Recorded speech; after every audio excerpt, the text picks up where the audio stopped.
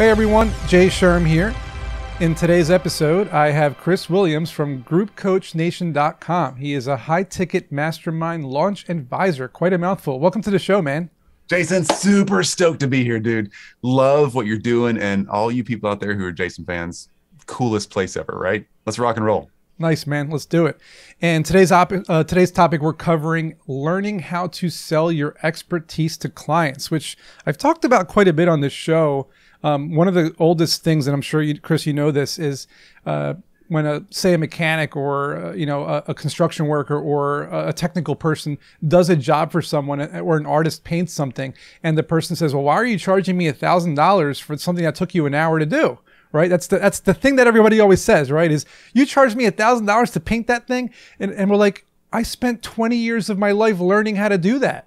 You're not paying for the hour I spent doing it. You're paying for the experience and the expertise that I learned over 2 decades, right? And so true. So what are your thoughts on that? It's so absolutely true. You know, here's the thing. Every one of you listening right now, me as a Jason audience member fan as well, we're experts at something. And we've done the blood, sweat, tears. We've watched all the YouTube videos. We've read the books. We listened to the podcast. And then we banged our head against that brick wall so many times until we got through. Somebody else in your world wants to know how you did it and what to do next, and they don't want to go through the pain you went through. And that's what they will pay you for. And the thing is about that is people also don't understand how many times we've made mistakes, right? So they're not, like you just mentioned, they're paying you to not do the same things you did wrong. They're paying you to do the things right. So, I think people need to understand that the mistakes that you make as an entrepreneur or a business owner are key in learning how to do things correct. What kind of mistakes do you think people make most often when they're trying to figure out entrepreneurship? Oh my gosh, there's 2 big ones that come to mind, Jason. The first one is that people create something in a vacuum. As entrepreneurs, we often have this aha moment while we're driving down the street or while walking the dog or standing in the shower. And we're like, oh my gosh, I have the most brilliant idea. Or we've had that moment where we see the invention we thought of on TV and we're like, that's my idea, right? So it's validation too, right? It validates that we had a good idea. We just weren't quick enough, right? So, so here's the deal. You can't create in a vacuum. Creating in a vacuum is the death of entrepreneurs. You have to create in the marketing cycle. So while you're out there attracting people, talking to people, finding out what their needs are, that's when you offer a product or solution and you get their credit card, you get them to buy before you create, because you know what to do. You're the expert, but they need to lean in and commit, because once they commit, you've confirmed that what you're going to build is worth it. And do you recommend Kickstarter for something like that if you're building a product? I mean, that's a way of validating your idea and getting pre-sales, right? Yep. Physical products, absolutely. Kickstarter is a brilliant way to do it. It's hard for people to make that jump to intellectual property products, like selling your information. If you're going to lead a mastermind or write a book or sell a 10-part video series or a course, it's hard to prove that out. How do you navigate that? Yeah. So here's how we navigate that at Group Coach Nation. We're just constantly teaching people to go to your audience, go to an audience you think is right for you, and asking them, hey, what are you trying to fix here? I'm an expert in this field, and you're going to get a consistent set of answers. It's going to be 5 or 6 answers over and over and over again. Write those down and then go back to all those people and say, hey, when I fix this problem, when I bring you a solution, is this something that's relevant to you? Would you be someone who would take action if I could fix it for you? They'll say, well, heck yeah, I'd be an idiot not to. Awesome. Well, let's go ahead and do this. We're starting a program a month from now, and I want you to go ahead and let's reserve a seat for you and get that moving. If they give you money, then you know you've got proof. If they don't, they might be on the fence about you or the offer. So this goes back to the topic, right? How to sell your expertise to clients. So you just brought up a good point. You have you think you have a value or a skill to offer people, but you just said, what if they don't give you money? Well, then you can't sell your expertise. So let's get into the topic. What are the top 3 things you have to do in order to sell your expertise, or what you think is an expertise to potential target markets? We've already hit number 1. Never create something in a vacuum. Sell before you build. That's on Group Coach Nation. I actually talk about that there, because getting paid before you build is so critical. Otherwise, you'll keep creating things that aren't sellable. Number two, have a well-defined sales process. And I'm not a fan of sales scripts. I think they're icky. It's just not me. I work off of a sales process personally in my own business. Myself and my team do, because we have, like, over the years, I think we've combined 14 sales scripts into this thing. It's not about what one-liner you say. It's about, are you following a sequence of relational, conversational discovery, aha moments, things that are going on, so that you can find out, is it you that they're objecting to? Is it the price they're objecting to? Is it the bells and whistles they're objecting to? If you don't have a process, then you have nothing to measure and figure out what's broken.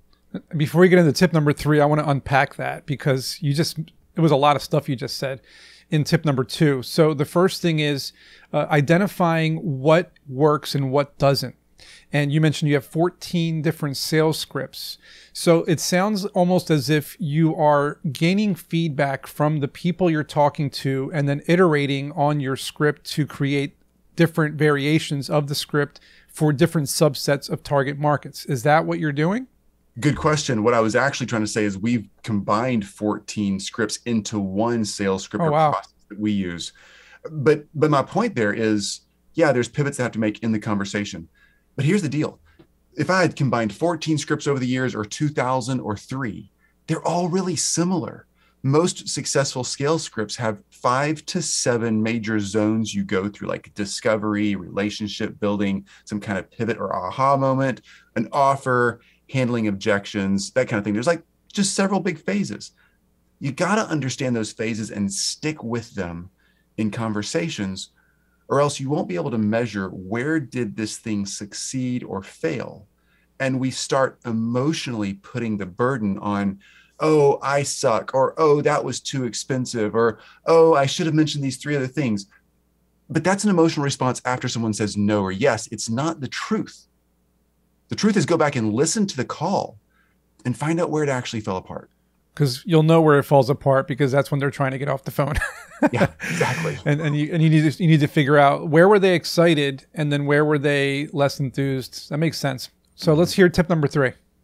Tip number 3 is a good one. Shut up and listen. It's super easy to do and really impossible to do. Dale Carnegie is one of Dale Carnegie's and How to Win Friends and Influence was to listen, because you'll learn so much from someone just by listening. And you can then make them feel better about themselves, right? Congratulate them on something, or tell them, that was a great point and here's why I think, it's a good point. I like that. Expand a little bit. We've all seen the studies that talk about people's impressions of other people in a room of experts or colleagues. And the person who says the least is the one everybody thinks is the smartest. It's that way in sales calls. It's that way in marketing. And, in our internet-driven world that's all so like frantic right now, we think that jumping on a call or a show like this, Jason, thanks for having me on, dude. We think that the more animated, excited, oh my gosh, you're not going to believe what's happening. Like, we think that stuff works because it catches our scroll when we're thumbing through our phones, but it's disingenuous. It doesn't prove you know anything. It kind of makes you look less than, and like you're chasing frantic little pieces in the market. But truly, particularly when it comes to those sales calls and listening to your market, listen. The person will say, here's the dream I have, and here's the pain that's keeping me away from that, or the confusion or the problem. All you got to do is say, oh my gosh, I hear that dream. That's legit. I hear what you're talking about and that thing that's keeping you from it. I got a solution for that. And they'll say, really? And you're off to the races. I love it. And this is this expertise value to clients selling it and whatnot.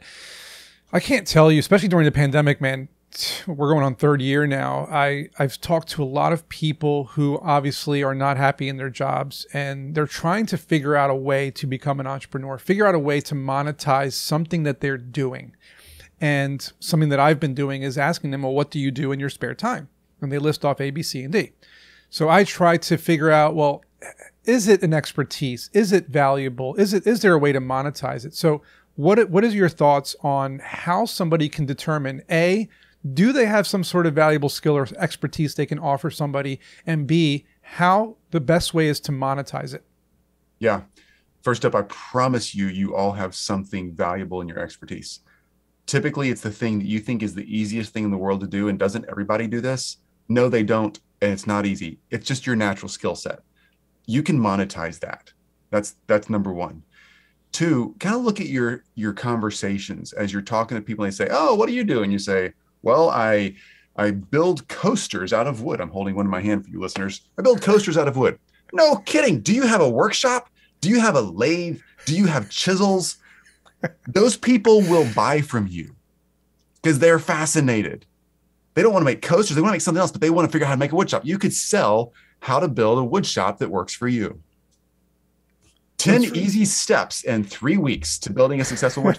I mean, it's not hard, right? So listen to what they're asking you about. And that thing that you thought was so easy, that everybody's so impressed about, that's what you sell.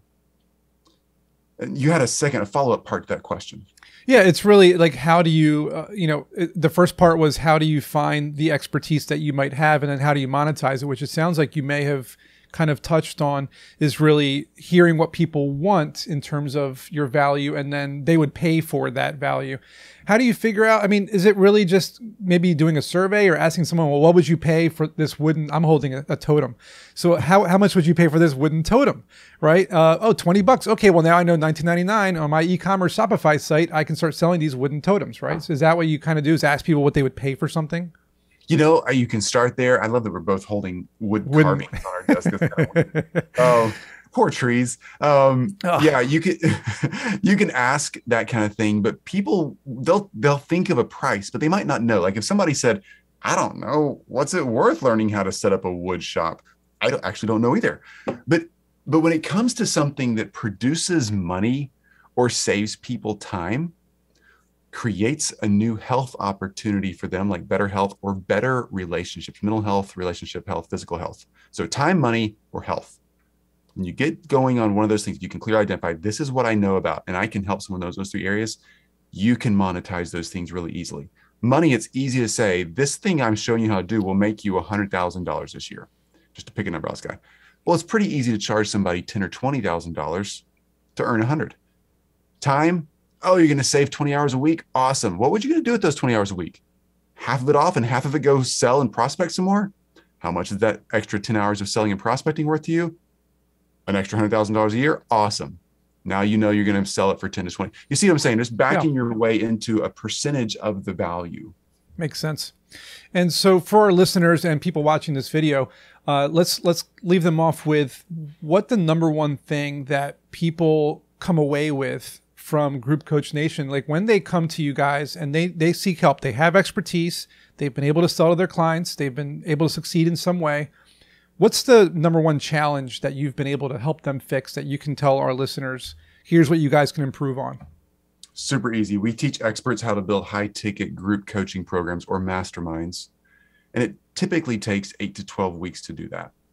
So when you go to groupcoachnation.com, your main focus right there on the homepage is going to be deciding, are you a beginner, an advanced, or a pro-level person in this whole sequence of learning how to monetize your expertise? So just go to groupcoachnation.com and decide, are you a beginner, advanced, or pro? And those sections will take you through like, okay, here's where I am now. Here's what to do next. And that doesn't mean just buy from us. I'm saying it just teaches you, here's how to figure out your product. Here's what kind of offer you should have. Here's how to market. We're just going to talk you through and have tons of videos for you to understand how to get started and do what's next. That's great. That sounds like a lot of resources available for people. So check out groupcoachnation.com with Chris Williams. Again, man, this was a pleasure learning a lot about expertise and value. Is there anything you want to leave our audience with, inspirational or guidance or anything? Absolutely. You guys all know Jason. I'm sitting here staring at him on a Zoom call. He has a really cute dog, by the way, behind him on this couch. You guys have already decided in your head, the fact that you're this far into this episode or any other episode you heard of Jason's, that you trust him. He's your expert. He's your entrepreneurial expert. Like, lean in. It is so hard for all of us in today's world to find and build trust and spend enough time with somebody to trust them.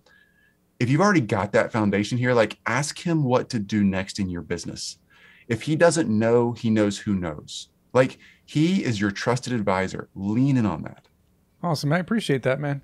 And yeah, people do know me pretty well, and it sounds like you have a lot of expertise. So anytime I have someone that has a valuable skill they need to tap into, you're the man I'm going to send them to.